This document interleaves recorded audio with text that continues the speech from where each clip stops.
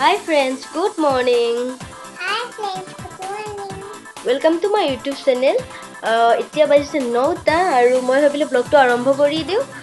এইটো মোৰ লাইফৰ প্ৰথম ব্লগ হয়। আশা কৰোঁ আপোনালোকে চাই ভাল পাব। তেন্তে বলকচোন তেন্তে ভিডিঅ'টো আৰম্ভ কৰোঁ।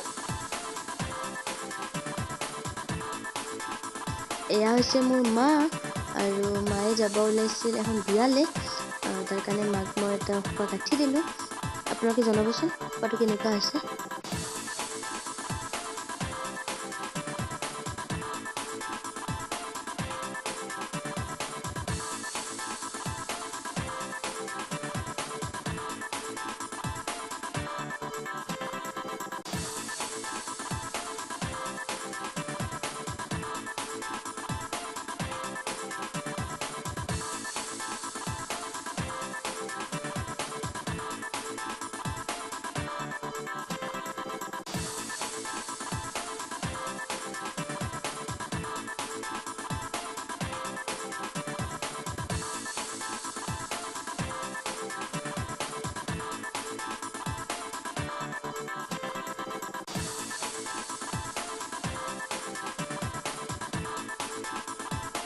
এয়া হ'ল মোৰ আইতা।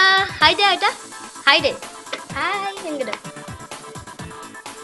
হাই এতিয়া আমাৰ আইতাৰ বয়স কৈছে কি 85। না 85 85 বছৰ হৈছে। আমাৰ আইতা এতিয়াও ষ্ট্ৰং ন, হয় পুৰা কাম কৰি থাকে। আইতা খেতি কৰে হয় নে? এতিয়া ক'ত কৰিলে? খেতি কৰিছে এইবিলাক। কেতিয়াবা আমাৰ লাইফত এনেকুৱা চিটুৱেশ্যন আহে যে হঠাৎ ঘৰত কোনোবা আলহী আহে আৰু আমাক চাহৰ লগত দিবলৈ বিশেষ মানে বস্তু নাথাকে। আৰু তেতিয়া আমি যদি যিকোনো চাউলৰ গুড়া খুন্দি থৈ দিব পাৰোঁ, এটলিষ্ট ভাত খোৱা চাউলৰ হ'লেও গুড়া খুন্দি থৈ দিব পাৰোঁ, তেতিয়াহ'লে আমি যিকোনো বস্তু এটা বনাই দিব পাৰোঁ, পিঠা এটা বনাই দিব পাৰোঁ। তেনে এটা সহজ পিঠা ৰেচিপি মই আপোনালোকৰ আগবঢ়ালোঁ। ফাৰ্ষ্টে ইয়াত আপোনাৰ 2 কাপ পানী দিছোঁ মই ইয়াত, আৰু তাত অকণমান নিমখ ছটিয়াই দিছোঁ। যিহেতু মই 2 কাপ পিঠাগুড়ি লৈছোঁ, চ' সেইকাৰণে মই 2 কাপ পানীও লৈছোঁ। আৰু আপোনাৰ যদি চাউলটো ভিজা চাউলৰ গুড়ি হয় তেতিয়াহ'লে 1.5 কাপ পানী ল'লে হ'ব। মোৰ যিহেতু শুকান চাউলৰ গুড়ি, সেইটো কাৰণে মই 2 কাপ পানী আৰু 2 কাপ গুড়া লৈছোঁ। আৰু যিহেতু মই কেমেৰাটো হাতেৰে ধৰি কৰিছোঁ, মোবাইলটো হাতেৰে ধৰিছিলোঁ, চ' সেইটো কাৰণে ভিডিঅ'টো ইমান বেছি ভাল হোৱা নাই। তথাপিতো আপোনালোকক যিমানখিনি পাৰোঁ সিমানখিনি দেখুৱাইছোঁ, আৰু পিছলৈ বাৰু মই ভালকেই বনাব চেষ্টা কৰিম। এইবাৰৰ কাৰণে আপোনালোকে প্লিজ বেয়া নাপাব। এয়া মই গুড়াখিনি সিজাই ল'লোঁ 5 মিনিট। পানীখিনি দি গুড়াখিনি জাষ্ট ঢাকনখন মাৰি দিছিলোঁ। তাৰপিছত নমাই ল'লোঁ ইয়াতে প্লেট এখনত। আৰু এতিয়া মই এইখিনি ভালকৈ মুঠিম। এইখিনি মই গোটেইখিনি লৈ ল'লোঁ প্লেটত।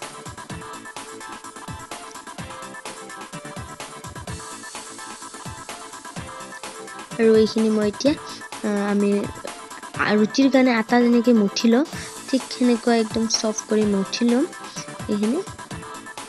আৰু আপুনি যিমানেই ভালকৈ মুঠে এইখিনি, সিমানেই ভাল পিঠা হয় আৰু আপোনাৰ খাবলৈ বহুত টেষ্টি হয়। এইখিনি এতিয়া মই মুঠিম।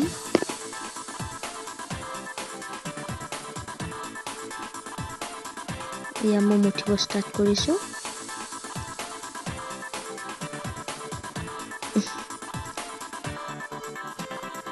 আপোনালোকে দেখিছে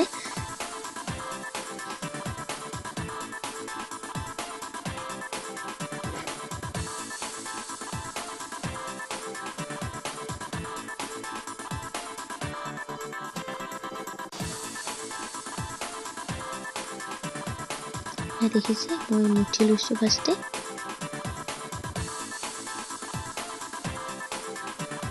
আৰু মোৰ 70% মুঠা হৈ গৈছে। আৰু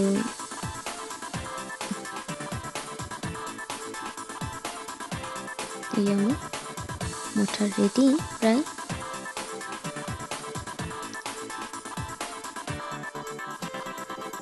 ইয়াত মই এতিয়া প্লেট এখনত মই অইল সানি লৈছোঁ। আপোনালোকে যিকোনো অইল ব্যৱহাৰ কৰিব পাৰে,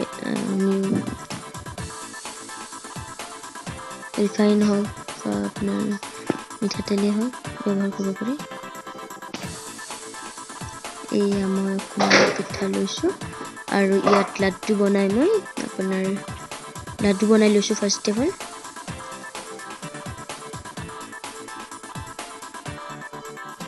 মই আপোনাৰ এইটো লাড্ডু বনাই ল'লোঁ আৰু ইয়াত প্ৰেছ কৰি মই এতিয়া এইটো কেপটোৰ সহায়ত কাটি দিছোঁ আৰু ইয়াত কাটি দিয়াৰ পিছত ধুনীয়া তৰাটোৰ নিচিনা ওলাই আহিছে।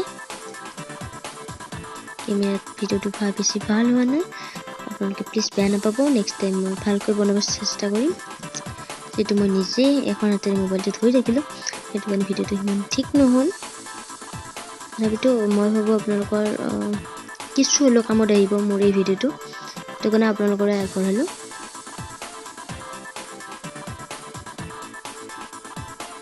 ইয়াত দেখিছে মই দুটা আল্টিমেট হৈ গ'ল মোৰ। এতিয়া মই 3 নম্বৰটো বনাই আছোঁ। ইয়াত দেখিছে ধুনীয়াকৈ এৰি আহিছে।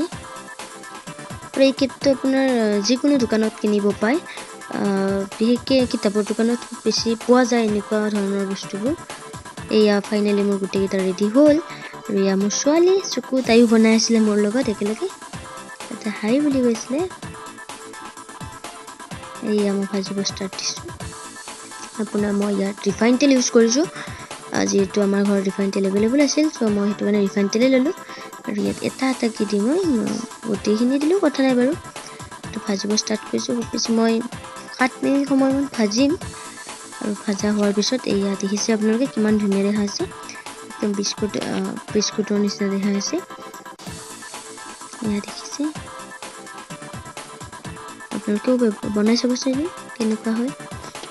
আৰু ভিডিঅ'টো কেনেকুৱা কমেণ্টত এতিয়া জনাব। বাজিছে 4টা আৰু চুকু আৰু মই আহিছোঁ ফুলত পানী দিবৰ কাৰণে। কি কৰিম আমি? এইবিলাক আমাৰ ফুল আৰু এইবিলাক আগৰ ফালে এইবিলাক আমাৰ ফুল হয়। আৰু কিছুমান গছ আছে, আমৰ পুলি, বগৰী পুলি, এনেকৈ কিবা কিবি আছে বাৰু। গোটেইখিনিতে আমি এতিয়া পানী দিম আৰু আজিৰ ব্লগটো ইয়াতে সামৰণি মাৰিছোঁ। আৰু ব্লগটো চাই যদি আপোনালোকে ভাল পাইছে, লাইক, কমেণ্ট আৰু কি কৰিব? শ্বেয়াৰ আৰু আমাৰ চেনেলটো ছাবস্ক্ৰাইব কৰিব। Bye bye. বাই দিয়া।